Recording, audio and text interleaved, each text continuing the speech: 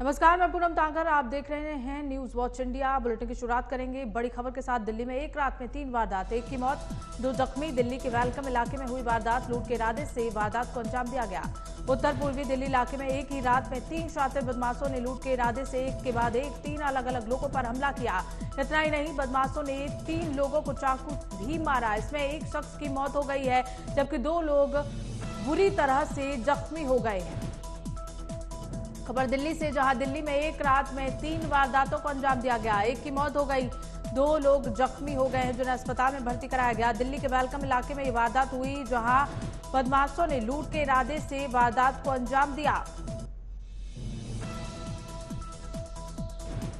दिल्ली में एक रात में 3 वारदातों का अंजाम। बदमाश रात में लूट के इरादे से पहुंचे थे, जिसमें एक की मौत हो गई है, 2 लोग जख्मी हो गए हैं। दिल्ली के वेलकम इलाके का ये पूरा मामला, जब बदमाशों ने एक ही रात में 3 वारदातों को अंजाम दिया। इसी खबर को लेकर हमारे सहयोगी नागेंद्र हमारे साथ जुड़ गए हैं। नागेंद्र, क्या है पूरी खबर? जी बिल्कुल, देखिए बीती रात नॉर्थ ईस्ट दिल्ली के अंदर डिस्ट्रिक्ट के अंदर जो है एक ही जगह पर बदमाशों ने 3 लोगों को चाकू मारा है। लूट की जो वारदात है उसको अंजाम दिया है। इससे आप अंदाजा लगा सकते हैं कि किस तरह से तकनीकी खराबी की वजह से नागेंद्र हमारे साथ नहीं जुड़ पाए हैं और एक की मौत इस मामले में हुई है दिल्ली के वेलकम इलाके में। जहां तक हमारे सहयोगी ने बताया कि एक बदमाश ने रात में एक ही साथ 3 लोगों को चाकू से हमला किया, 3 लोगों पर। उसके बाद एक की मौत हो गई, तो वहीं 2 लोग घायल हो गए, जिन्हें अस्पताल में भर्ती कराया गया है। बुरी तरह से जख्मी 2 लोगों का अस्पताल में इलाज जारी है। ये वारदात दिल्ली के वेलकम इलाके की है, जहां लूट के इरादे से बदमाशों ने 3 लोगों पर हमला कर दिया। इसी बीच एक और बड़ी जानकारी का रुख कर लेते हैं। मध्य प्रदेश में विधानसभा चुनाव की तैयारियां तेज। यूपी के 100 बीजेपी विधायक मध्य प्रदेश में पार्टी के लिए चुनावी सर्वे करने की जिम्मेदारी दी गई है। यूपी के 100 एमएलए पार्टी के पक्ष में माहौल बनाएंगे। विधायकों को आज भोपाल में प्रशिक्षण भी दिया जाएगा। तो बड़ा अपडेट, इस साल के अंत में विधानसभा चुनाव होने हैं 5 राज्यों में। उसी के चलते यूपी के 100 एमएलए पार्टी के पक्ष में माहौल बनाएंगे। विधायकों को आज भोपाल में प्रशिक्षण भी दिया जाएगा। तो बीजेपी लगातार विधानसभा चुनावों के लिए तैयारियों में जुटी हुई है। इसे लेकर एक बैठक भी की गई प्रधानमंत्री मोदी की अध्यक्षता में। मध्य प्रदेश में विधानसभा चुनाव की तैयारियां बीजेपी की ओर से तेज कर दी गई हैं। यूपी के 100 बीजेपी विधायक मध्य प्रदेश में पहुंचेंगे। पार्टी के लिए चुनावी सर्वे की जिम्मेदारी उनको दी गई है। इसी खबर को लेकर सिद्धार्थ हमारे साथ जुड़ गए हैं। सिद्धार्थ, बीजेपी लगातार विधानसभा चुनावों की तैयारी में जुटी हुई है। प्रधानमंत्री मोदी की अध्यक्षता में बैठक भी हुई। इसके बाद ऐसा पहली बार हुआ है बीजेपी चुनावी इतिहास में कि विधानसभा चुनावों का ऐलान नहीं हुआ है, उससे पहले लिस्ट जारी कर दी गई है। जी बिल्कुल, आपको बता दें, इस समय मध्य प्रदेश में चुनाव की तैयारियां तेज हो गई। यूपी के 100 विधायक ऐसे हैं जो मध्य प्रदेश जाएंगे और पार्टी के लिए चुनावी सर्वे करेंगे। यूपी में 100 एमएलए पार्टी और पक्ष में माहौल बनाएंगे। विधायकों को आज भोपाल में जो है प्रशिक्षण मिलेगा। प्रत्येक एमएलए को एक विधानसभा की सीटें दी गई। 1 सप्ताह तक चुनाव के लहजे से सीट की तो लेंगे। तो कहीं ना कहीं काफी है और ये लगातार ये घूम घूम कर सर्वे करेंगे किस विधायक की क्या स्थिति है। और ये पहली बार ऐसा हो रहा है जब बिना घोषणा के ही 100 विधायकों की टिकट लगभग फाइनल कर दिए जाएंगे। और जो विधायक हैं वो भी यूपी से जो विधायक जा रहे हैं वो भी सर्वे करेंगे। सर्वे देने के बाद ये रिपोर्ट देंगे। उसके बाद कहीं ना कहीं टिकटों का बंटवारा कर दिया जाएगा। बिल्कुल सिद्धार्थ, सर्वे किस तरह का सर्वे किया जाएगा? देखिए, इसमें जो आम जनमानस है उससे फीडबैक लिया जाएगा। जो पार्टी के कार्यकर्ता है उस संबंधित विधानसभा की क्या स्थिति है। और ये कुछ सर्वे ऐसे हैं जो गुप्त सर्वे होंगे, जिसके बारे में कोई नहीं जानता, जिसमें न पार्टी के कार्यकर्ता को जानकारी होगी न उस वहाँ के वो ऐसे समय पर कराया जाएगा कि उसके बारे में किसी को जानकारी नहीं होगी और वो सर्वे पूरा कर लिया जाएगा। कुल मिला के ये आंतरिक सर्वे होता है पार्टी का, जो आंतरिक रूप से किया जाता है और गुप्त रूप से किया जाता है। और ये काफी महत्वपूर्ण सर्वे होता है। इसमें सही फीडबैक जाता है केंद्रीय नेतृत्व से लेकर जो संबंधित राज्य है उस नेतृत्व को। उस आधार पर टिकट दिया जाता है और टिकट में सबसे महत्वपूर्ण ये ध्यान दिया जाता है कि जो जनता से जो जब जनता से संबंधित विधायक या जो लोग मिलेंगे उनके प्रति उस विधानसभा में क्या क्या वजूद है उस विधायक का, उसने कितना काम किया है और किस तरीके से काम किया है। तो काफी चीजें बीजेपी पहली बार ऐसा कर रही है कि इतनी जल्दी टिकटों का जो बंटवारा है उसको कर दे रही है और नाम की भी घोषणा जल्द हो सकती है। जी बिल्कुल सिद्धार्थ, कब तक ये सर्वे चलेगा मध्य प्रदेश में? देखिए, आपको बता दें, सर्वे लगभग 30 दिन तक चलेगा और अलग अलग विधानसभा सीटों पर अलग अलग विधायकों की ड्यूटी लगी हुई है। और एक चीज महत्वपूर्ण ये भी है, सबसे ये लगातार प्रचार प्रसार भी करेंगे बीजेपी का, और बीजेपी का प्रचार प्रसार करेंगे और बताएंगे किस तरीके से डबल इंजन की सरकार ने क्या क्या काम किया और बीजेपी ने, केंद्र सरकार ने और राज्य सरकार ने मध्य प्रदेश को क्या क्या तोहफा दिया। और कुछ ऐसे विधायक हैं, ये इस चीज का भी ध्यान रखा जाएगा कि जाति समीकरण का भी पूरा ध्यान रखा जाएगा। और जो टिकटों का बंटवारा होगा उसमें सबसे महत्वपूर्ण है जाति समीकरण के साथ साथ क्षेत्रीय समीकरण, सब समीकरणों को ध्यान में रखते हुए टिकटों का बंटवारा किया जाएगा। बिल्कुल सिद्धार्थ, विधायकों को भी प्रशिक्षण दिया जाएगा इस दौरान, तो कौन विधायकों को प्रशिक्षित करेगा और किस तरह का प्रशिक्षण विधायकों को दिया जाएगा? देखिए, विधायकों को जो प्रशिक्षण है वो 1 दिन का है, वो भोपाल में दिया जाएगा। और उसमें विधायक जो पार्टी के कई जो वरिष्ठ सदस्य हैं वो मौजूद रहेंगे, वो प्रशिक्षण देंगे और ये बताएंगे कि संबंधित जो विधानसभा है उसमें क्या पूरा डाटा इनको उपलब्ध कराया जाएगा। प्रशिक्षण में यही मुख्य रूप से इसी चीज का ध्यान दिया गया है कि इनको पूरा डाटा उपलब्ध कराया जाएगा कि संबंधित विधानसभा में किस जात किस वर्ग के लोग आते हैं, क्या क्या काम किया गया है, किस किस चीजों पे आपको सर्वे करना है, क्या किस तरीके से प्रचार करना है और क्या वहाँ का किस तरीके से सराउंडिंग है। तो हर चीज को लेकर समझाया जाएगा, विधानसभा वाइज बताया जाएगा। अलग अलग विधानसभा है, अलग अलग वहाँ पर अलग अलग चीजें हैं जो प्रभावित करती हैं वोटरों को, तो उन सब चीजों के बारे में बताया जाएगा। उस आधार पर फिर विधायक जाएंगे और विधायक जाकर सर्वे करेंगे और सर्वे के आधार पर फिर आने वाले समय में टिकटों का बंटवारा किया जाएगा। और इसमें सबसे महत्वपूर्ण ये है कि जो सर्वेज होंगे वो काफी महत्वपूर्ण होंगे और कई सर्वे ऐसे हैं जो आंतरिक रूप से कराए जाएंगे, गुप्त रूप से कराए जाएंगे। जी बिल्कुल सिद्धार्थ, बहुत बहुत शुक्रिया तमाम जानकारी साझा करने के लिए। इसी बीच खबरों में आगे बढ़ेंगे। बिहार से ब्रेकिंग न्यूज, बिहार से पत्रकार विमल यादव मर्डर केस का बड़ा अपडेट। अररिया के पत्रकार विमल यादव मर्डर केस में पुलिस का बड़ा एक्शन, 4 आरोपियों को हिरासत में लिया गया। बिहार के अररिया में पत्रकार की बदमाशों ने मिलकर हत्या कर दी थी। सरेआम गोलियों से पत्रकार को भून दिया गया था और इसी के चलते पुलिस का बड़ा एक्शन, जहां बिहार से पत्रकार विमल यादव मर्डर केस में बड़ा एक्शन लेते हुए पुलिस ने 4 आरोपियों को गिरफ्तार कर लिया है। पूरी घटना बिहार के अररिया की थी, जहां विमल पत्रकार को बदमाशों ने सुबह तड़के फायरिंग उस पर कर दी, जिसके बाद विमल पत्रकार की मौत हो गई थी। इस घटना में बड़ा एक्शन लेते हुए पुलिस ने 4 आरोपियों को गिरफ्तार कर लिया है।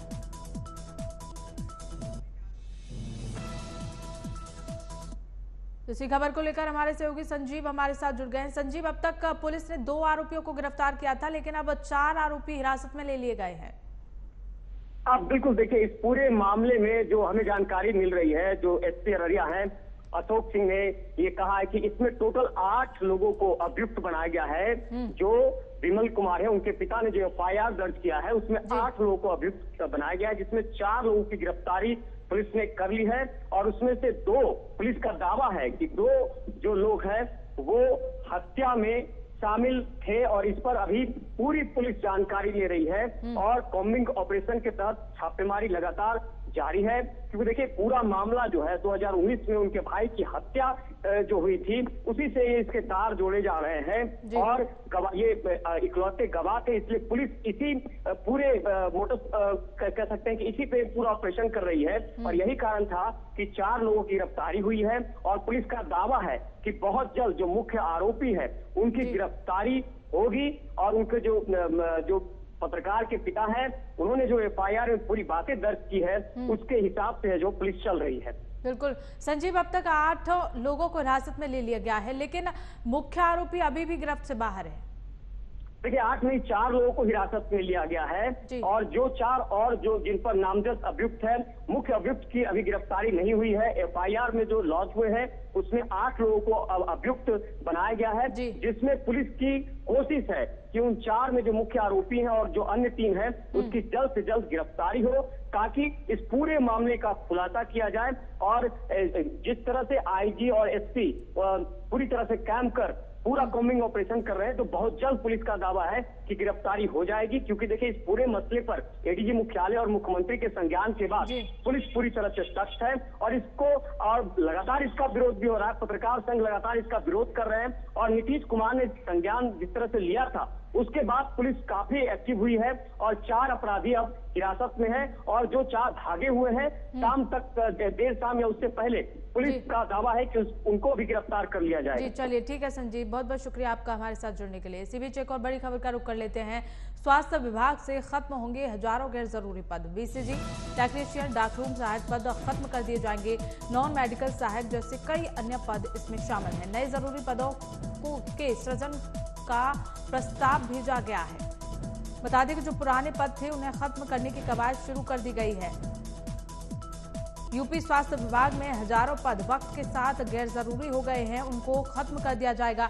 ऐसे पद जिनका अब कोई मतलब नहीं है, ऐसे करीब 4000 पदों को खत्म करने की तैयारी हुई है। इनमें से बीसीजी, टेक्नीशियन, डाकरूम सहायक, नॉन मेडिकल सहायक जैसे कई अन्य पद शामिल हैं। उनके लिए फिलहाल वक्त की जरूरत है।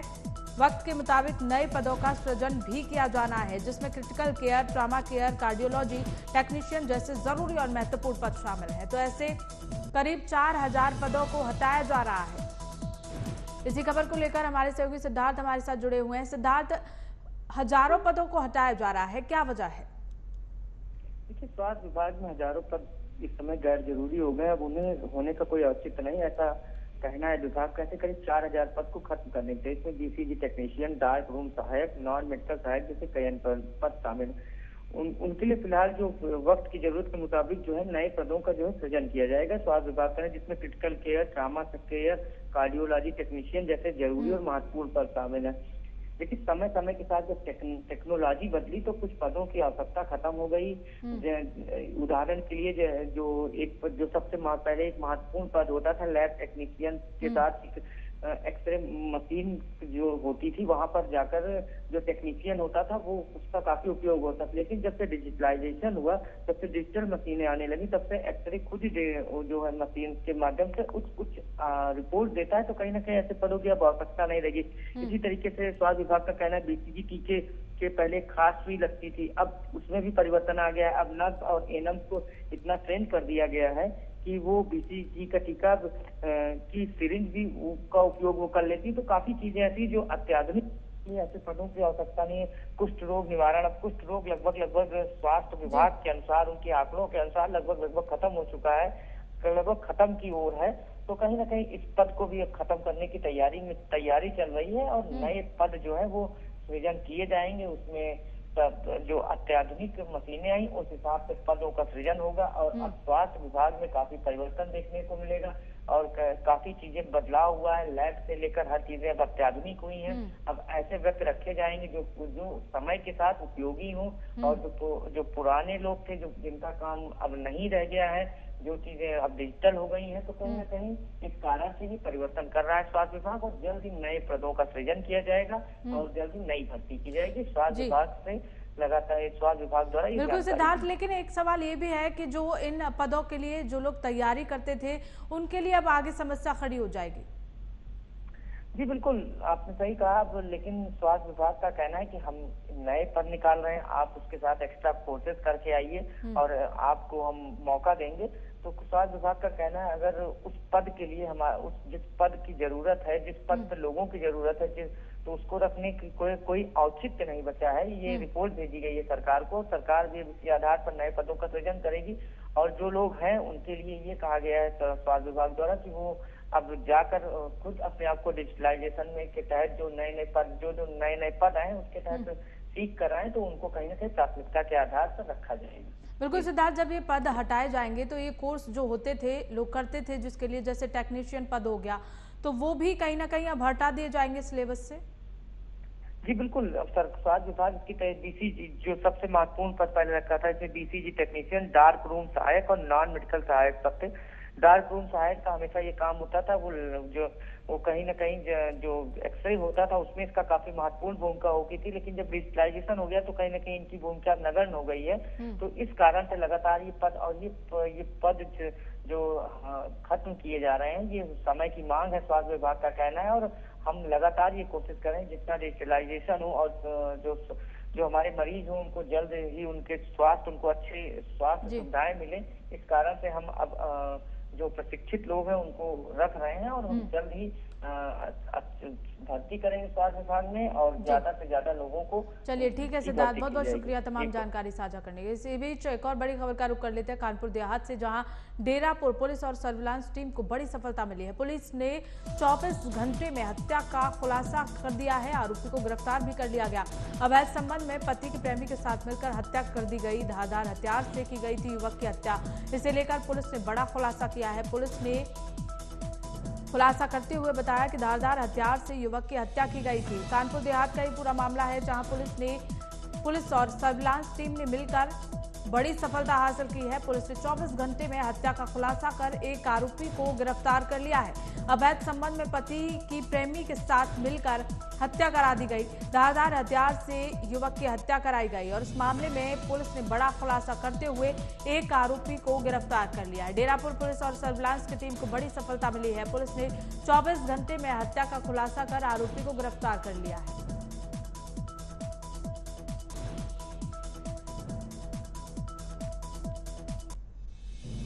देखिए, आप सभी को विदित है कि थाना डेरापुर क्षेत्र अंतर्गत कल जो मुंगीसापुर में एक रोड साइड एक लावारिस शव मिली थी, उसको त्वरित गति में अनावरण करते हुए मृतक का नाम शोभित जोशी, ये सिकंदरा का निवासी है और इसको हमारी जो डेरापुर की थाना की टीम और सर्वेलेंस टीम त्वरित गति में 24 घंटे में इसकी खुलासा किया है।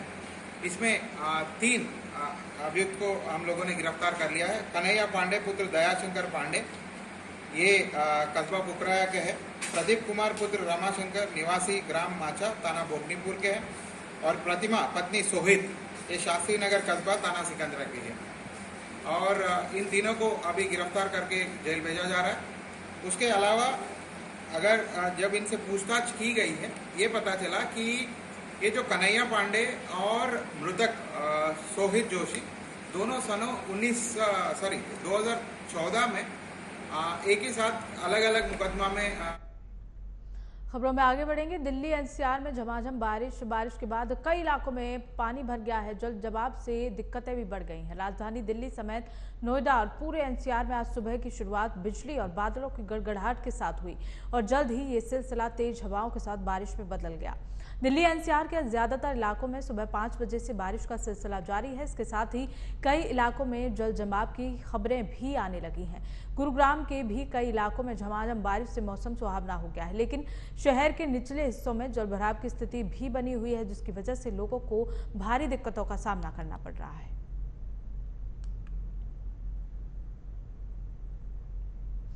देश भर में आज तीज उत्सव मनाया जा रहा है। ऐसे में नगर निगम हेरिटेज की ओर से जवाहर कला केंद्र में तीज उत्सव का आयोजन किया गया।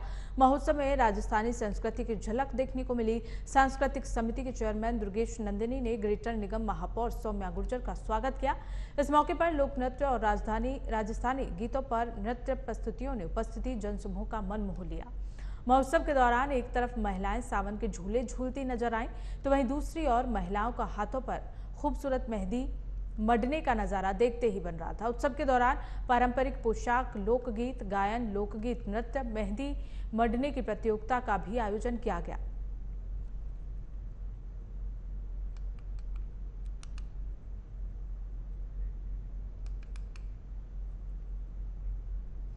मुख्यमंत्री योगी आदित्यनाथ आज शनिवार को अयोध्या दौरे पर रहेंगे। यहां सीएम योगी दर्शन पूजन और विकास योजनाओं के स्थलीय निरीक्षण के कार्यक्रम प्रस्तावित हैं। सीएम आज करीब 11 बजे हेलीपैड रामकथा पार्क पहुंचेंगे। इसके बाद वो महंत श्री रामचंद्र परमहंस दास जी महाराज की समाधि स्थली पर श्रद्धांजलि और पुष्पांजलि कार्यक्रम में शामिल होंगे। बता दें कि मुख्यमंत्री श्री राम जन्मभूमि परिसर में दर्शन पूजन और मंदिर निर्माण के कार्यों का अवलोकन भी करेंगे। उसके बाद कई कार्यक्रमों में भी भाग लेंगे। सीएम योगी 2 घंटे के अयोध्या प्रवास के बाद लखनऊ के लिए रवाना हो जाएंगे। डीएम नीतीश कुमार के अनुसार मुख्यमंत्री के आगमन को देखते हुए सभी व्यवस्थाएं पूरी कर ली गई हैं।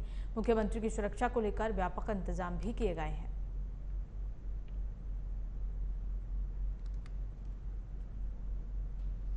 तो वहीं राजस्थान में करीब 3 महीने बाद होने वाले विधानसभा चुनावों को लेकर राजनीतिक दलों ने तैयारी शुरू कर दी है। उम्मीदवारों के चयन की गाइडलाइन तय करने और चुनाव अभियान में अपनाई जाने वाली रणनीति बनाने को लेकर कांग्रेस की प्रदेश चुनाव समिति की आज जयपुर में बैठक होगी। प्रदेशाध्यक्ष गोविंद सिंह डोटासरा की अध्यक्षता में बैठक होगी।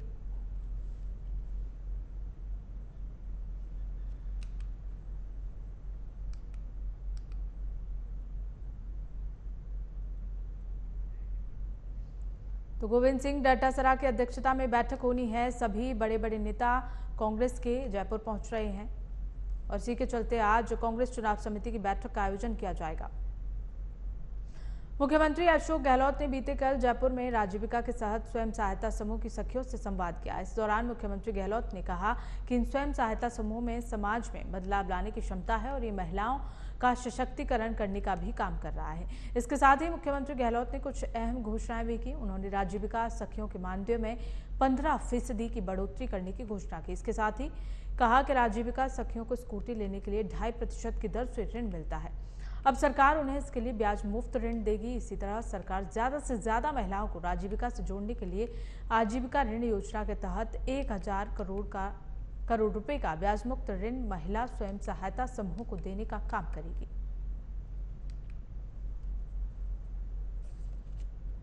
तो बदलने में राजीविका की भूमिका बहुत बड़ी हो सकती है, मैंने महसूस किया है, क्योंकि गांव में कई समस्याएं भी होती है, समाज सुधार की बात होती है। मैं समझता हूँ कि सब कामों के लिए ये अपने आप को सोशल वर्कर भी मानती है। उसी रूप में हम इनको प्रोत्साहन भी दे रहे हैं। जो मैंने घोषणा की इसीलिए घोषणा करी है और ज़्यादा मोटिवेशन के लोगों का हो। सर, कोचिंग संचालकों को लेकर आज मीटिंग लेंगे, आज बड़ी मीटिंग है और लगातार जिस तरीके से सोसाइटी केसेस की चिंता वैसे बना हुआ है कि 18-19 बच्चे कोटा के अंदर आत्महत्या कर चुके हैं। तो मैं उचित समझा एक बार बच्चों के प्रॉब्लम क्या है, एक स्थिति क्यों बनी है। तो जितनी कोचिंग के जो मैनेजमेंट के लोगों को बुलाया गया है, बातचीत करेंगे और फीडबैक लेंगे कि आप क्या सोचते हो और सरकार क्या कर सकती है। और मैं समझने की प्रयास कर रहा हूँ उनसे खुद से, ऐसा क्या टेंशन बच्चों को होता है कि वो कोचिंग में आने के बाद में सुसाइड करते हैं। तो अच्छा हम बात करें तो मैं कह पाऊँगा कि क्या मैंने महसूस किया, क्या हमें करना चाहिए, कदम उठाना चाहिए। तो फिलहाल बुलेटिन में बस इतना ही। देखते रहिए न्यूज़ वॉच इंडिया।